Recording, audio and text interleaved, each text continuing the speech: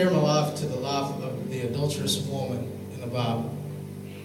I'm not saying that I was committing adultery or anything. I'm just saying, the story about the adulterous woman is they drug her into the temple. The religious people in that time caught her in the act of committing adultery. And I'm going to read a little bit of it to you first before I go into this. It says, early in the morning he came again to the temple, and all the people were coming to him. When he sat down and began to teach them, the scribes and Pharisees brought a woman caught in adultery. And having set her in the center of the court, I'm going to stop just for a second. Right there, it says they put her in the center of the court. When they put her in the center of the court, a lot of people say that she was either just wearing a sheet or she wasn't wearing anything at all. And so many times going into a church, when I was a teenager, young adult, I'm 26 years old. Sometimes, it's not been long since I felt like this, but sometimes when you go into a church, don't you just feel like you're naked? So full of shame for the things that you've done. And this girl was standing in front of all these people in the center of the temple. People passed by. That was where people went. And all these people are seeing her.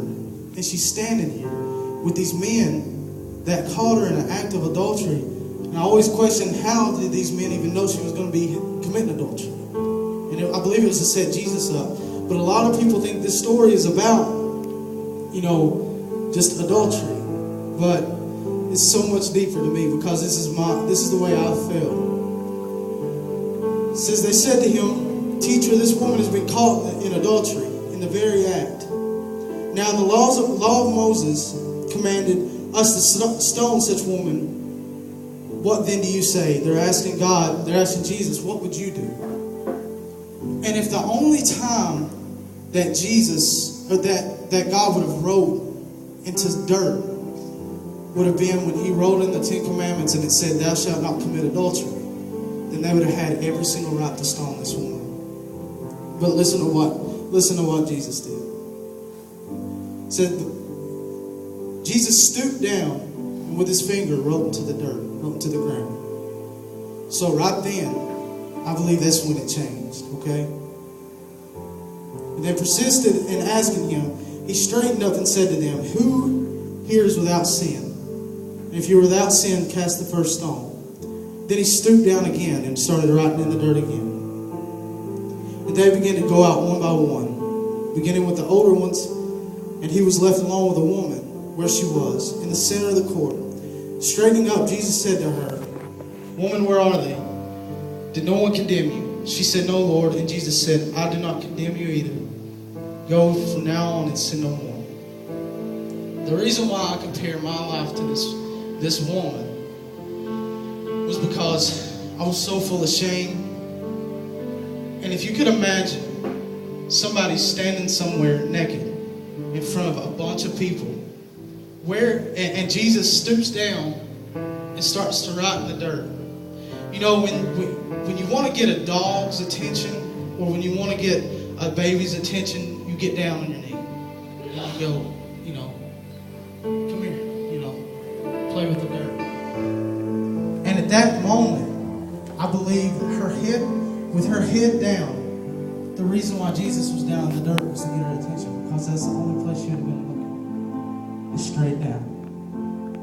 And when she caught a glimpse of a real man, when she saw somebody that wouldn't take advantage of her, wouldn't be like little old Bobby trying to put his hand up your skirt. Ladies, that's not love. Promise. See, when I was 17 years old, I was in a youth group just like you guys. Man, I just won a worldwide singing competition. I won teen talent and international competition. I was on top of the world. Man, I thought I was everything. I thought I couldn't get caught doing anything. And I had sex, lost my virginity, and got a girl pregnant. Okay? I thought that I was on top of the world. I thought I couldn't get caught. But at that moment, I was so full of shame because when I came home and my town was having a big old party. I mean, I come from a town of 2,000 people. And I promise you about 1,500 of those people were at this big old shindig we had. And I had a guy walk up to me and say, "You just got my sister pregnant. Now what are you going to do? Big hot shot." See, I was so full of shame at that moment that, man, I started to leave church. I started to do drugs. Guys, I was taking 35 Xanaxes a day. I was snorting Oxycontins, and to come up off of all that, I started snorting cocaine. I was taking so much drugs that doctors didn't know how don't know how I'm still walking around. One night, me and my brother went to Nashville.